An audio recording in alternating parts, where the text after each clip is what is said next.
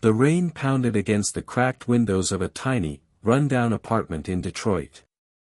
Inside, under a flickering ceiling light, sat Maya Brooks, a 27-year-old single mother cradling her 6-month-old son, Noah, wrapped in a faded blanket. Her fingers trembled, not from the cold, but from the weight of desperation. She hadn't eaten in 2 days. The formula tin was nearly empty.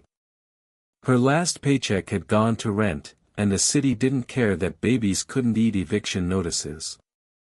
Her phone screen lit up, 1% battery. Frantically, she opened her messages. An old conversation from a charity number she'd once applied to popped up. She quickly typed. "Please. I'm a single mom. I haven't eaten in days.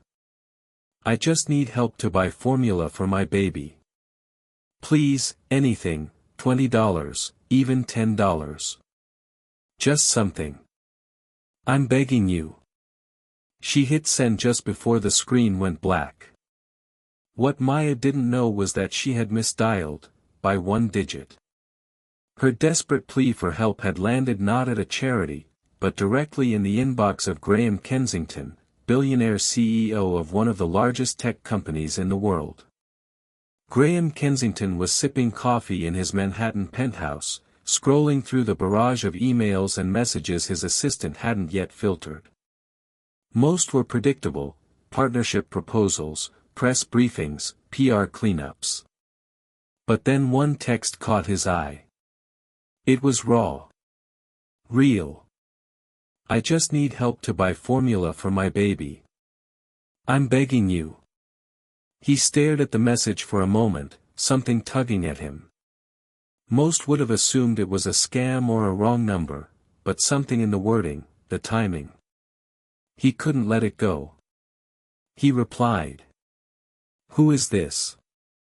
Where are you?" Of course, the message never delivered. The phone was dead. But Graham didn't let it go. The next morning, Maya woke up with Noah still asleep on her chest, hunger gnawing at her stomach. She checked her phone, dead. Down the street was a gas station. She bundled Noah up and walked through the rain, pawning an old necklace her mother had left behind for $10, just enough for formula and a cheap phone charger. Plugging the phone into a wall socket at the store, it sprang to life, and began buzzing. 47 missed calls. 12 voicemails. Unknown number. Confused, she listened. "This is Graham Kensington. If this is a real message, I want to help. Please call me back." Her heart nearly stopped. Graham Kensington. The billionaire tech mogul. This had to be a prank. She hesitated, then called. A voice answered on the second ring. "Maya? Is this Maya?" "Why, yes. I think I texted you by mistake. I didn't mean." "Don't apologize," Graham said. "You have a baby. And you need help. I want to meet you." Within 24 hours, Graham's private jet landed in Detroit. Security swept the building. Maya, overwhelmed and still in disbelief, watched from her doorway as a billionaire stepped into her apartment, an apartment that smelled faintly of mildew, where blankets served as curtains and the kitchen was bare. Graham didn't flinch.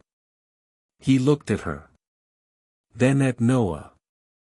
He knelt beside her and gently touched the baby's hand. "Noah," he whispered. The baby cooed, unbothered by the suits and bodyguards. Then Graham did something Maya never expected. He cried. He later explained, "My mother, she raised me alone. We were poor. I remember her skipping meals so I could eat. I made a promise that if I ever got out, I'd help the next her I found. I think that's you." In the weeks that followed, Graham didn't just offer money, he changed Maya's life. He got her into a new apartment.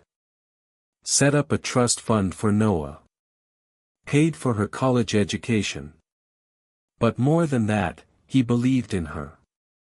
6 months later, Maya stood on a stage at a charity gala in New York. Dressed in a gown she never thought she'd wear, she spoke into a microphone, baby Noah asleep in her arms. I thought I sent a text by mistake. But maybe it wasn't a mistake at all. Maybe, kindness is just waiting for the chance to answer. Maya went on to earn her degree in social work, founding a non-profit called The Next Her, an organization dedicated to helping single mothers get on their feet. Graham sat on the board, often saying it was the best investment he'd ever made. And whenever someone asked how they met, Maya would smile and say, it all started with one text message, sent on 1% battery, and a whole lot of hope. To the audience. Sometimes, the smallest cries for help echo the loudest in the hearts of those meant to hear them. Never underestimate the power of kindness, or the difference you can make in someone's life. Because to the world, you may be one person, but to one person, you might just be the whole world.